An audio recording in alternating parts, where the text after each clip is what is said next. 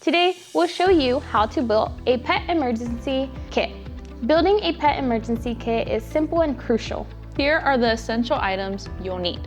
At least 3 days worth of food and water, any medications your pet needs, a basic pet first aid kit, a leash and collar to keep your pet near you, up-to-date pet ID tags to ensure your pet can easily be identified, sanitation supplies such as waste bags or a litter box, comfort items like toys, a blanket to help reduce stress, important documents such as copies of medical records, a photo of you and your pet, and any important contact information. All of these items can be found at your local value store at an affordable price. Remember, being prepared can make all the difference.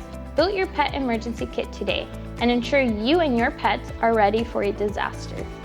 Visit our Preparedness Starts Here website and download your pet disaster checklist.